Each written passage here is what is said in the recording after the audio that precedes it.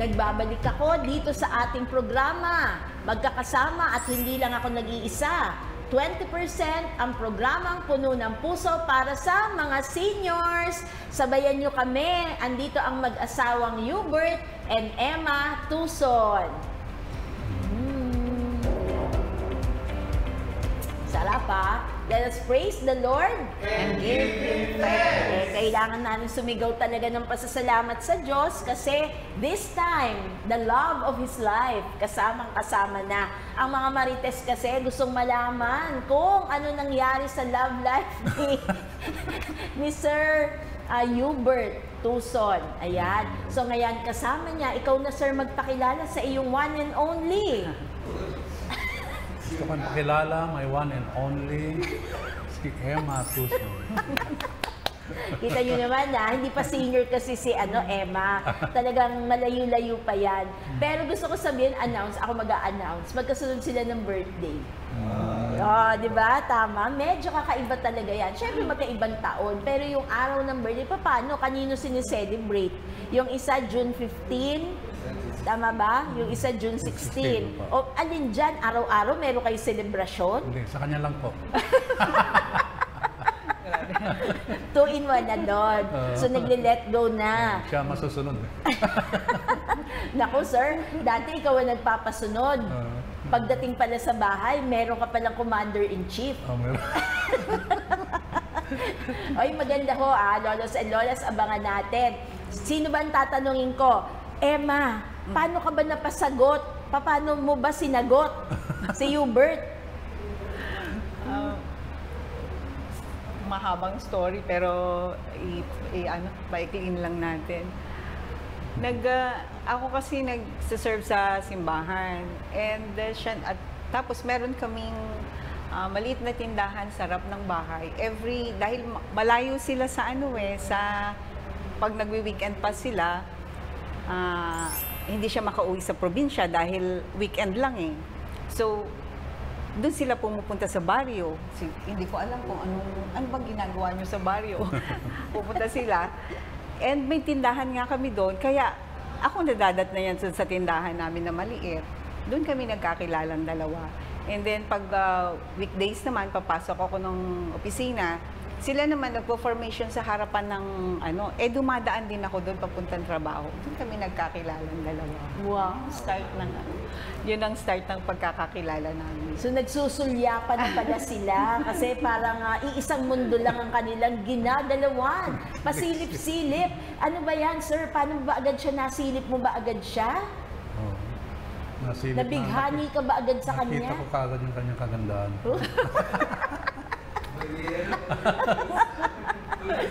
Ano ba, Emma? Paano yun? Di ka ba natakot? Pulis yung nanliligaw sa'yo.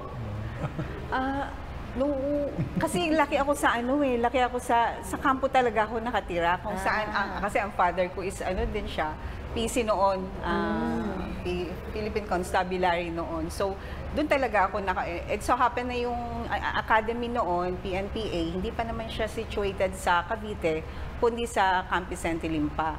Kaya talagang madadaanan ko yung paglabas ko ng gate, papasok, madadaanan ko yung niya. Siya pala, pag naka-formation, nakikita niya din ako. So, pagpunta niya sa baryo, nakita niya na, nandoon ako nakatira doon sa may tindahan. And kapag weekend pass nila, uuwi yung mga sa Batangas, yung mga kasama. Siya naman sa norte, malayo ang uwian niya. Doon siya magpapalipas ng weekend pass niya doon sa tindahan. At dahil weekend, wala kang trabaho, so nandun ka rin naman sa tindahan, taong bahay. At hindi naman ako, actually, hindi ko gusto. Kaya sabi nga yung, huwag ka daw magsasabi ng tapos. Tama yun. Na huwag ka magsasabi ng tapos kasi baka kakainin mo din yung sasabihin mo. Kasi ang sabi ko noon, parang sa nakikita ko, parang sawang-sawa na ako sa mga uniform personnel. Hindi ako mag-aasawa ng uniformado.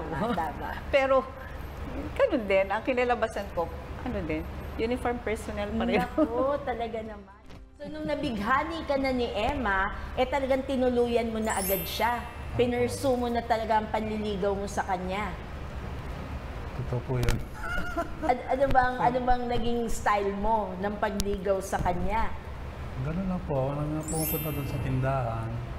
Ang setup din po kasi sa sa Camp Centelin, meron yung parang baryo. May camp proper tapos may baryo na katabi. Doon po sila. Kaya pwede kami pumunta doon pag authorized na araw, pupunta kami weekend. Magdi-jogging po ako. Tapos doon na rin ako magmimerienda doon sa tindahan nila. Kahit lamig na nila mo, magja-jogging ka pa Kunwari, rin. magdi-jogging. So bandang uli, pinahirapan mo ba siya, Emma? Hindi naman. Hindi ko naman siya pinahirapan.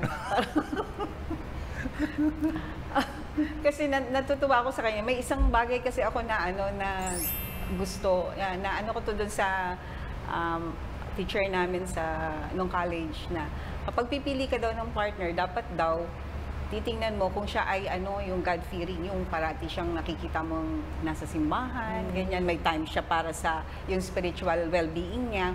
Yun daw ay magandang indication na na magiging mabuti siyang Siyempre nga naman kung God-fearing ka, 'di ba? Hindi ka manloloko, 'di ba? Supposed to be ganun talaga ang pagkaano. Kaya nakikita ko naman siya pag magsisimba ako, sabi ko nga kasi nagsiserve ako sa simbahan, nakikita ko siya doon, nagsisimba. Tapos ganun din simbang gabi, ang tiyaga, talagang nakikita ko din nagsisimbang gabi. Naando din siya, nakikita ko. So, sabi ko, itong taong to, sabi ko, siguro mabait talaga ito. Sabi ko, ganun. Siguro totoo yung mga sinasabi niya. Siguro, puro siguro. Pero lolos and lolas, maganda ang sinabi sa atin ni Emma, ha? Magandang indicator, no? O siguro gawin mo na rin pamantayan talaga na kung magsisettle down ka, sana sa isang taong may pagkilala sa Diyos, no? O may takot sa Diyos. Kasi kahit papano, may checkmark ka na hindi niya ilalabagin, hindi niya sasaktan ang kalooban ng Diyos, hindi ka rin sasaktan yan. So, meron ka ba naging requirement sa Kanya? Nasabi mo, ito talaga, pag nakita ko, kami na. Yung syempre tayo naman bilang babae, meron tayo talagang mga panuntunan na dapat yung gusto kong lalaki, yung kahit papaano may sustansya, may sustansyang kausap. Alam mo yun, yung, di ba pag may manliligaw ka, talagang pagkausap mo pa lang, ayaw mo na, di ba? Parang ayaw mo na uli siya makausap.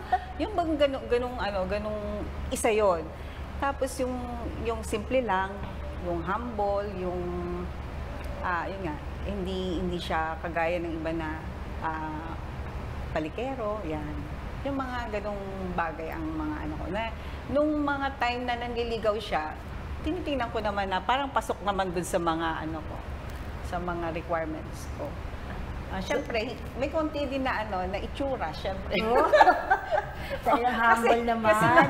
Konti lang daw. Kasi siyempre, pag kung gusto mo din, yung presentable yung partner mo, di ba? Kaya, nung time na yon siyempre, sasabihin ko, kung pogi, kasi hindi ko siya pwedeng sabihin na hindi na siya pogi, kung senior na siya. Mas pogi siya noon. Wow, talaga naman. Pero pogi pa din. Makikita nyo naman dyan sa screen ninyo kung gaano siya before and after. So, Sir Bert, anong anniversary ninyo? Kailan ba kayo kinasal? December 8 po. December 8, Mama Mary, naku, madasalin talaga, ha? 87. Oh, 1987. Graduate. Okay. Oh, talaga naman siya talaga tinrabaho mo, kaya pala natapos mo yung training mo. Siya ang nag-accompany sa'yo. Kaya nakayanan. But anyway, ilan ang naging blessing na anak sa inyong pagsasama? Dalawa. Parehong boys. So, hindi nagkaroon ng babae. Si Papa. Dalawang boys. Yes, anak. Alam. Kinesis naman ako. Kasi siya, di ba, 4 boys kayo. Tapos boys, naghabol one ng isa babae. Sa inyo, talagang stop na. 2 boys lang talaga. 2 boys lang. Pwede niyo batiin. Shout out kayo sa dalawang anak ninyo. Hello, Cyril and Cars. Actually, nung in-invite mo kami, di ba, nasa pa kami? Nasa travel pa kami. Sabi nila Papa, ini-invite tayo nila doktora. Sabi niya gano'n, Mama, artista na kayo. Kaya Niloloko nila kami Big kasi time na raw. ano namin sila, kasama namin sila doon. Pero dun sa dalawa, wala bang sumunod sa yapak mo? Sa Wala pagkapulis, po. wala? Wala po. O Saka ni-rule out mo talaga yun? Dinidiscourage ko rin po sila. Dahil Ayun. doon sa ano. Ikaw na talaga ang nagsabing, wag na. Apo. Although lumaki sila sa environment ng mga training doon sa amin. Dahil nung commandant ako sa PNPA, may quarters ako doon. Pag weekend, doon sila nakatira. Kasama din sila. Mhm. Pero hindi ka naman disciplinarian. Hindi po. Si Emma ang disciplinarian. Baliktad. Baliktad siya. Siya ang So naniniwala na ako, ikaw ang commander-in-chief. Kasi 3 yan na pinasusunod mo, mula doon sa asawa hanggang doon sa 2 anak, di ba? So anyway, so walang sumunod sa yapak, pero hindi yun na ba pinangarap magkaroon ng babae na anak? Pinangarap. Nagagalit nga siya kasi yung pangalawa namin, ayoko pa talaga sana magano kasi pareho kaming working.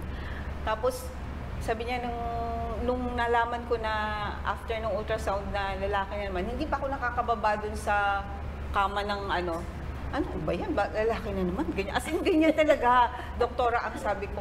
Tapos sabi niya sa akin, huwag kang ganyan, blessing yan. Sabi niya ganun, bakit namimili ka na? Ayan ang pinagkaloob ng Panginoon.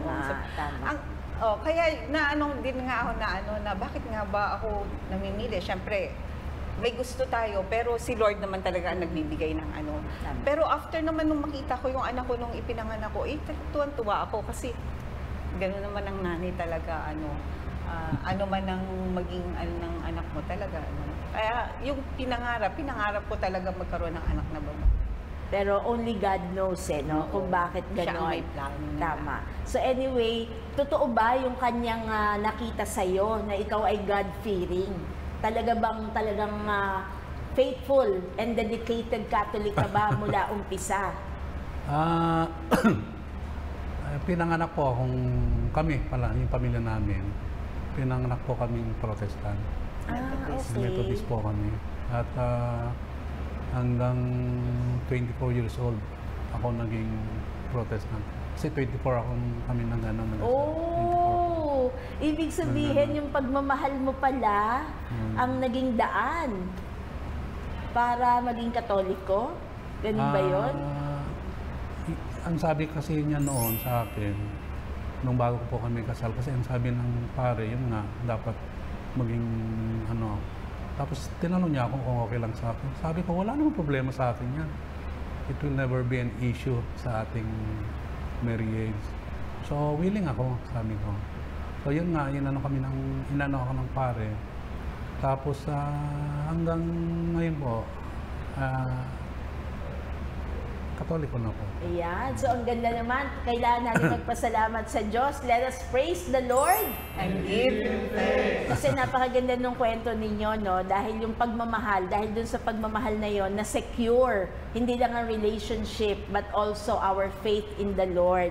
Kaya naman dun sa pagbibigay mo ng sarili mo sa pananampalataya, because sabi nga ni Emma, di ba, kung okay lang sa'yo, nirespeto din niya.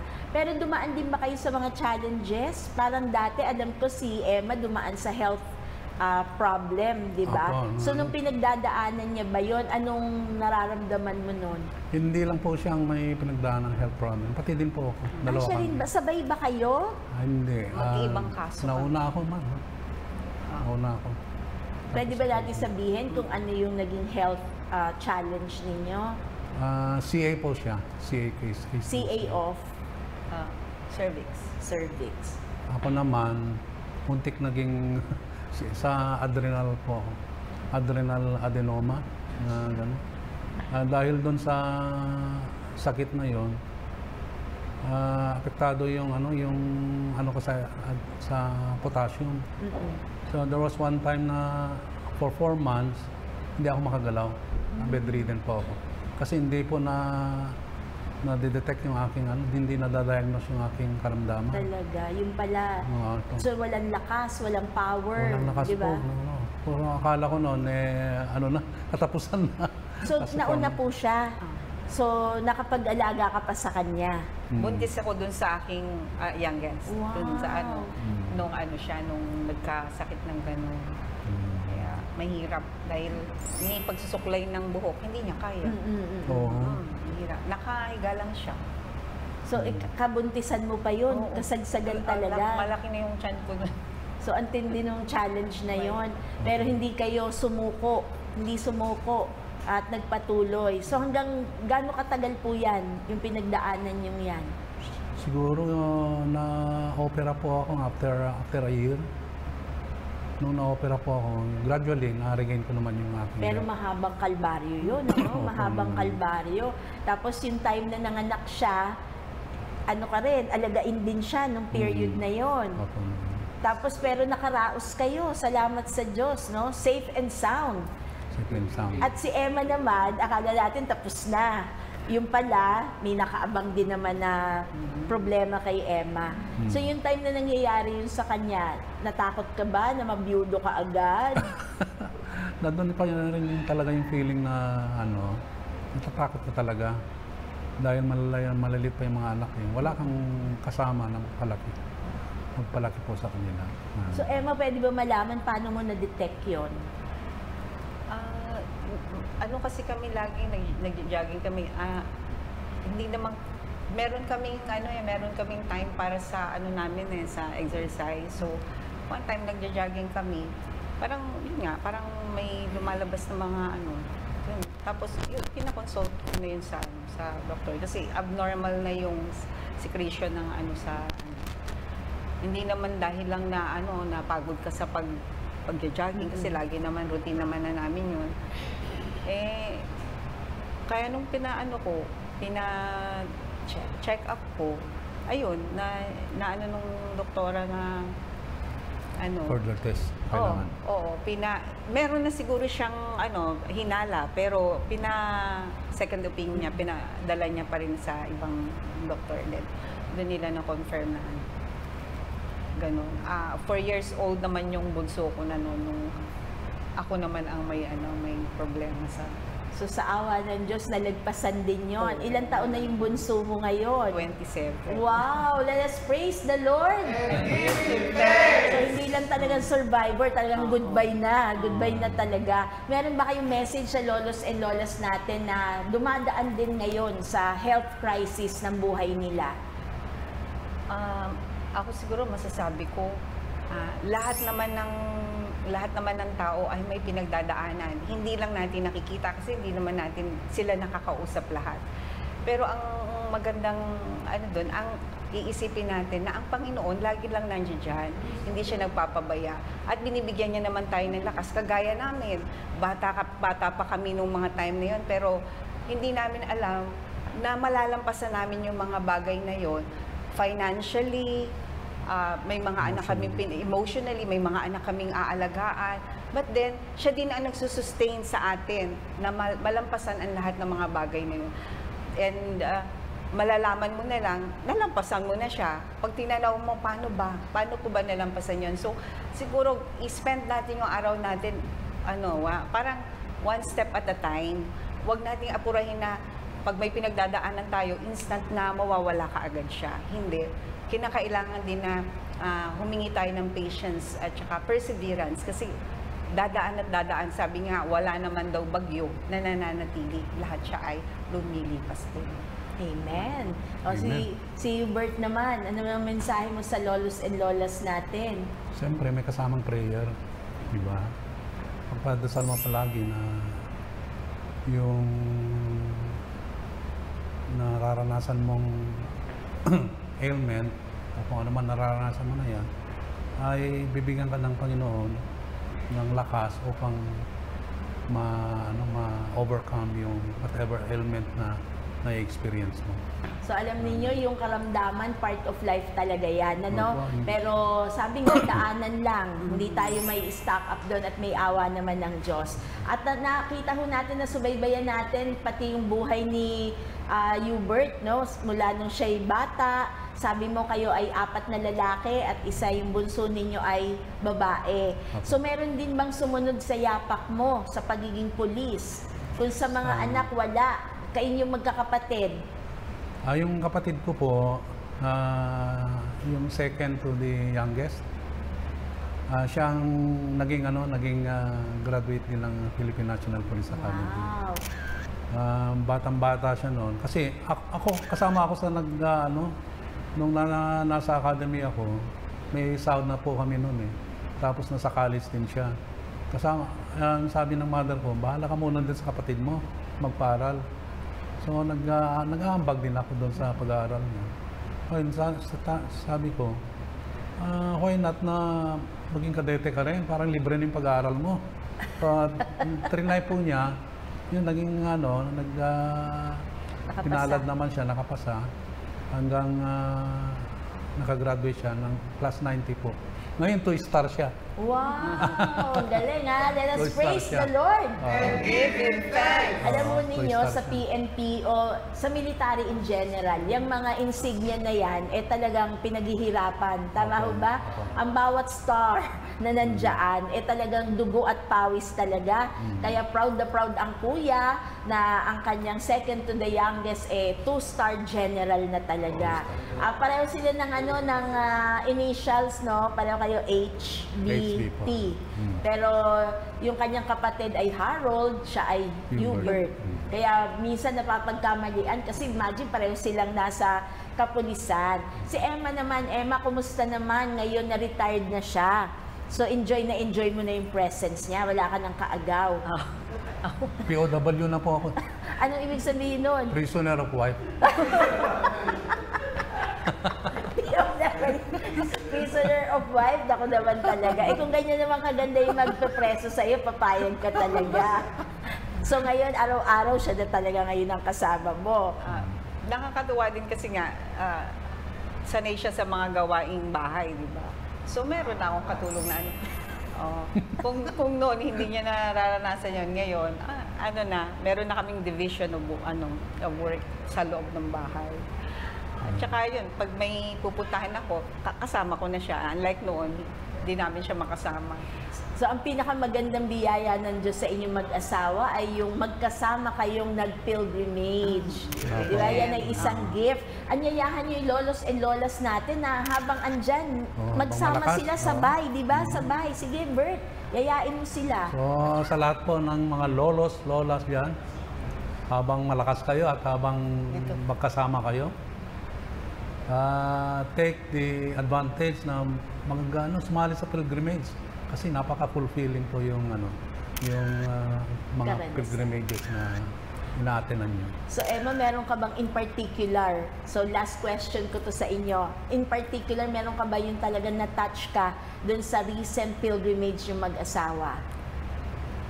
Bukod dun sa, masaya ako bukod dun sa pagiging magkasama namin dahil alam naman natin na iba yung religion niya before.